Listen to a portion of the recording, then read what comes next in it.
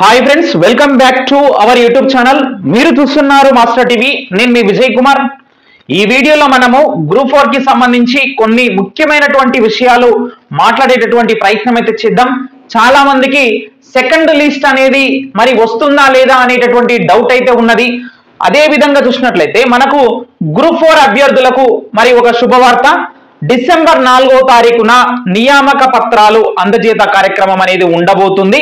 మరి దీనికి సంబంధించి అన్ని ఏర్పాట్లు కూడా సర్కారు మరి ఏర్పాట్లన్నీ కూడా రెడీ చేస్తున్నట్లుగా మనకైతే సమాచారం అయితే ఉన్నది. మొత్తానికైతే గ్రూప్ 4 మరి అభ్యర్థులకు మరి నియామక పత్రాల అందజేత కార్యక్రమం అనేది ఉంటుంది. ఇక చివరి దశకు వచ్చింది, చాలా సంతోషం. కానీ మరి ఈ యొక్క గ్రూప్ 4 నోటిఫికేషన్ లో భారీగా బ్యాక్లాగ్ పోస్టులు ఉండబోతున్నాయి. బ్యాక్లాగ్ పోస్టులు ఉన్నప్పుడు మరి నిరుద్యోగులకి న్యాయం జరిగేది ఏ విధంగా జరుగుతుంది? మరొక్కసారి ఈ పోస్టులను గ్రూప్ 4 నోటిఫికేషన్ ద్వారా మనము రాసుకునేటటువంటి అవకాశం అయితే లేదు. మరి దీనికి సంబంధించి పూర్తి వివరణ మనం ఈ వీడియోలో చూసే ప్రయత్నం అయితే చేద్దాం. వీడియోని ప్రతి ఒక్కరు తప్పకుండా లైక్ చేయండి. ఈ యొక్క వీడియోని మీ ఫ్రెండ్స్ అందరికీ కూడా వాట్సాప్ గ్రూప్లలో షేర్ చేయండి. ఇక చూసినట్లయితే రైట్, గ్రూప్ 4 ఎంపికైనటువంటి అభ్యర్థులకు నియామక పత్రాలు. సో మనకి ఇక్కడ డేటు మరి వివరాలన్నీ కూడా మీరు ఇక్కడ చూసేటటువంటి ప్రయత్నం అయితే చేయండి. సీఎం చేతుల మీదుగా నియామక పత్రాల అందజేత కార్యక్రమం అయితే ఉంటుంది. ప్రజాపాలన విజయోత్సవాలలో భాగంగా యువత విజయోత్సవ సభలో మరి ఇవ్వబోతున్నారు.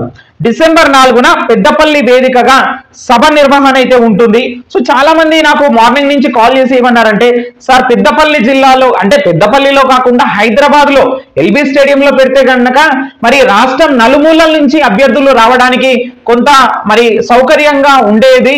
సో మరి పెద్దపల్లి అంటే మాకు కొంత దూరం అవుతుందని చెప్పేసి కొంతమంది అభ్యర్థులు అయితే మరి ఫోన్ చేయడం జరిగింది. మరి మొత్తానికైతే ప్రభుత్వం నిర్ణయించింది అక్కడ ఇవ్వాలి అన్నట్లుగా, దానికి మనం ఏం చేయలేము.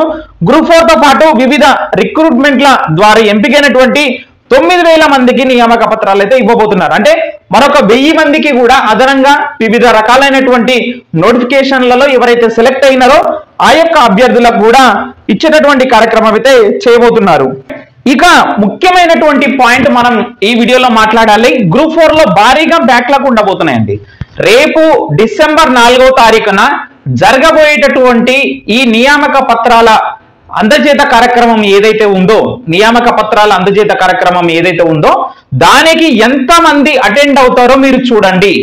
8,084 పోస్టులకు గాను మనకు అందులో నేనైతే ఎక్స్పెక్ట్ చేస్తున్నాను ఖచ్చితంగా ఒక 6,000 మంది దగ్గర మరి వచ్చేటటువంటి అవకాశం అయితే ఉన్నది. అంతకన్నా ఎక్కువ అయితే రారు, ఇది గమనించండి. ఎందుకంటే ఈ ఉద్యోగాలు సాధించినటువంటి వారికి ఇతర ఉద్యోగాలు వచ్చాయి.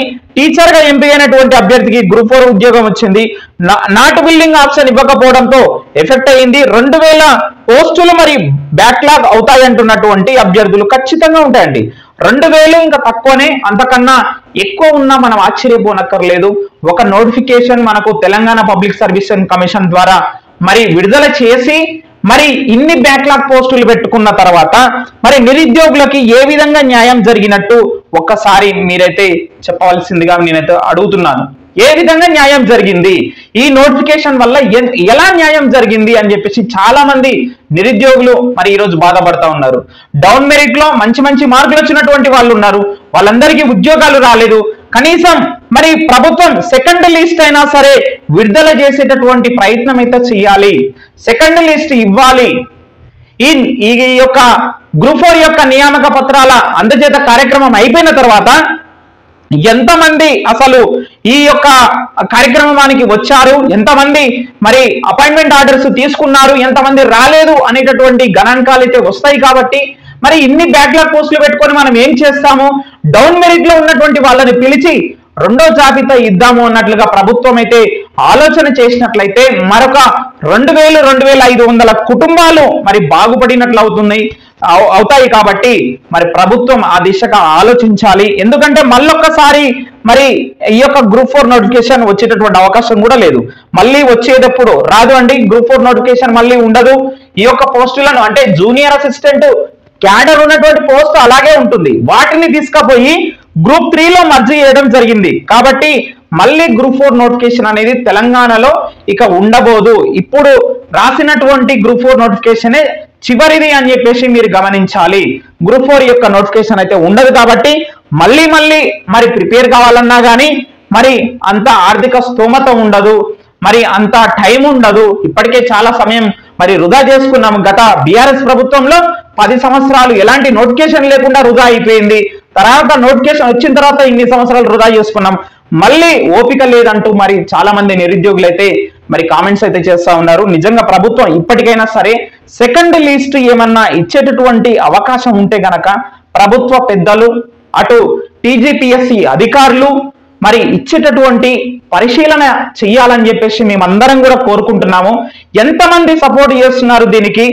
సెకండ్ లిస్ట్ ఇవ్వాలని చెప్పేసి మరి కింద కామెంట్ చేయండి ప్రతి ఒక్కరు కూడా. మరి సెకండ్ లిస్ట్ కి మరి ఎవరైతే సపోర్ట్ చేయాలనుకుంటున్నారో వారు వీడియోని లైక్ చేసి మరి కింద కామెంట్ చేసేటటువంటి ప్రయత్నం అయితే చేయండి. ఈ విధంగానైనా సరే మరి అధికారులకు మన యొక్క మరి ఒపీనియన్ ని మనం తెలియజేసేటటువంటి ప్రయత్నం అయితే చేద్దాము.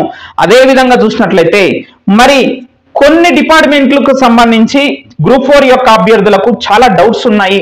మరి సొసైటీస్ సంబంధించి కొన్నిట్లలో వీళ్ళు సెలెక్ట్ అయినటువంటి వాళ్ళు పిఆర్సీ అనేది మాకు వర్తిస్తుందా లేదా, ఇతర బెనిఫిట్స్ అనేవి ఉంటాయా లేదా, ఇలాంటి పోస్టులను మరి గ్రూప్ 4 యొక్క నిర్వహించేటటువంటి పరీక్షలు నోటిఫికేషన్ లో ఎందుకు ఈ యొక్క పోస్టులను కలిపారు, మాకు అన్ని ఎలవెన్సెస్ ఇట్లాంటివన్నీ కూడా ఫెసిలిటీస్ ఉండవు అని చెప్తున్నారు ఈ పోస్టులకు అని చెప్పేసి చాలా మంది అయితే మరి నిరుద్యోగులు అయితే కామెంట్ చేస్తున్నారు.